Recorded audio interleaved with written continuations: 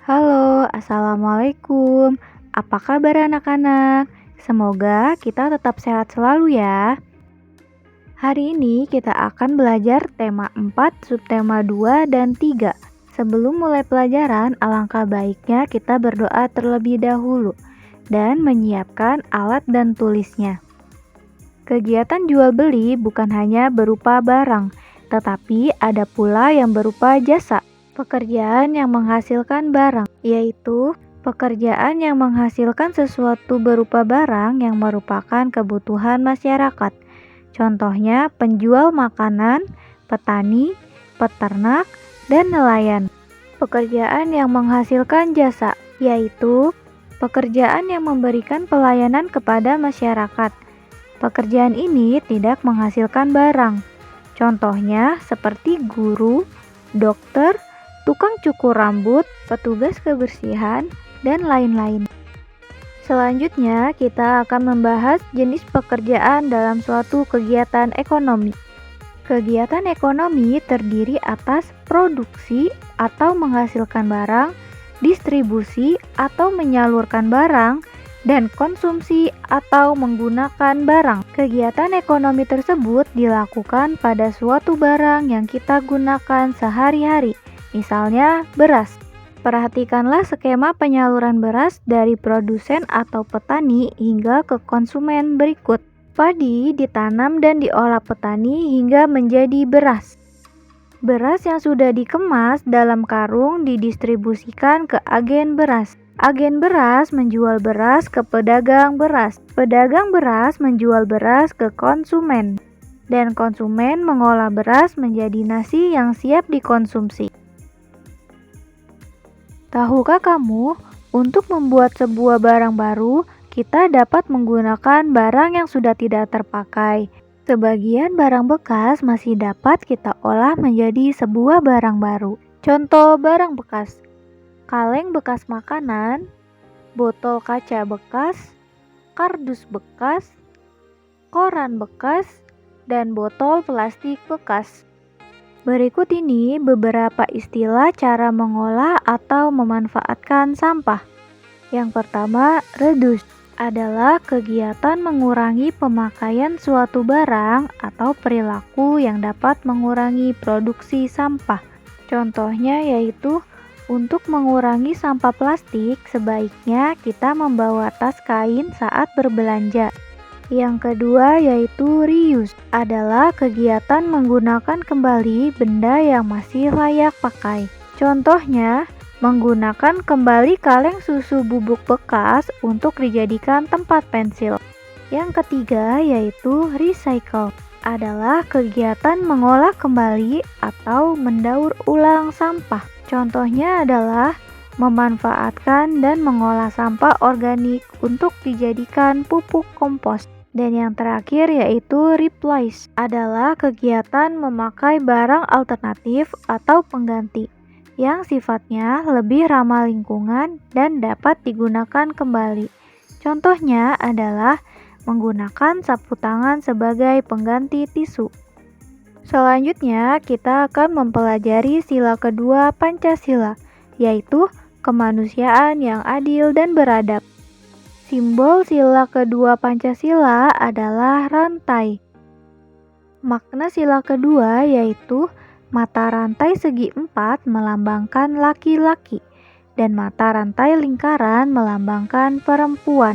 Mata rantai yang saling berkaitan melambangkan hubungan antar manusia yang harus bersatu dan saling membantu sehingga menjadi kuat seperti rantai. Makna sila kedua Pancasila: pertama, menempatkan manusia sesuai dengan hakikatnya sebagai makhluk Tuhan. Kedua, menjunjung tinggi kemerdekaan sebagai hak segala bangsa. Ketiga, mengutamakan kebenaran dan keadilan. Berikut ini contoh wujud mengamalkan sila kedua Pancasila. Mengakui persamaan derajat, hak, dan kewajiban manusia, saling menyayangi sesama manusia, mengembangkan sikap tenggang rasa terhadap orang lain, menjunjung tinggi nilai kemanusiaan, berani membela kebenaran dan keadilan, dan gemar melakukan kegiatan kemanusiaan. Selanjutnya, sila ketiga Pancasila, yaitu Persatuan Indonesia. Simbol sila ketiga Pancasila yaitu pohon beringin. Pohon beringin memiliki naungan cukup besar yang mampu melindungi siapapun yang berada di bawahnya. Ukuran pohon beringin yang besar mencerminkan negara Indonesia yang besar, sehingga dapat melindungi semua rakyatnya. Akar menggantung pada pohon beringin menunjukkan keragaman suku bangsa yang menyatu di bawah nama bangsa Indonesia. Berikut ini makna sila ketiga Pancasila. Menempatkan persatuan, kesatuan, kepentingan, dan keselamatan bangsa dan negara di atas kepentingan pribadi dan golongan. Memiliki rasa cinta tanah air dan bangsa, serta rela berkorban untuk kepentingan bangsa dan negara. Mengembangkan persatuan Indonesia atas dasar Bhinneka Tunggal Ika. Memajukan pergaulan demi persatuan dan kesatuan bangsa. Menilai pesan moral suatu cerita. Salah satu unsur dalam cerita adalah pesan moral. Pesan moral merupakan kalimat tersirat yang berisi saran, anjuran, atau nasihat bagi pembaca atau pendengar cerita tersebut. Tujuan pesan moral dalam sebuah cerita adalah agar pembaca mengamalkan nasihat atau saran dalam kehidupan sehari-hari. Pesan moral dapat ditemukan dengan membaca sebuah cerita dengan saksama. Pesan moral juga dapat kamu temukan dari watak atau sifat tokoh dalam cerita. Selanjutnya yaitu ilustrasi. Ilustrasi adalah gambar berupa foto atau lukisan untuk memperjelas isi buku, karangan, dan sebagainya. Untuk menggambar suatu ilustrasi, kita perlu menentukan tema gambar. Contoh, tema gambar, kerukunan antar warga. Kegiatan, 2 orang saling bersalaman saat bertemu di jalan. Pertama, kita membuat sketsa. Kemudian, penyempurnaan gambar. Kita juga dapat mengapresiasi terhadap gambar. Pada gambar ilustrasi mengenai suatu kegiatan, kita dapat memberikan apresiasi atau penilaian atau penghargaan dalam kerapihan dan detail gambar. Kita juga dapat memberikan apresiasi terhadap pesan moral yang terdapat dalam gambar tersebut.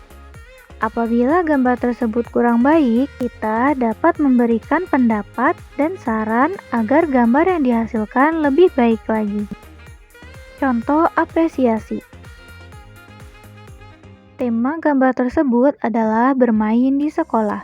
Contoh apresiasinya adalah gambarnya sangat detail. Gambar tersebut menggambarkan 6 orang anak sedang bermain di sekolah dengan riang gembira. Dalam bermain, kita tidak boleh curang dan harus rukun. Cukup sekian untuk pelajaran hari ini, semoga dapat dipahami.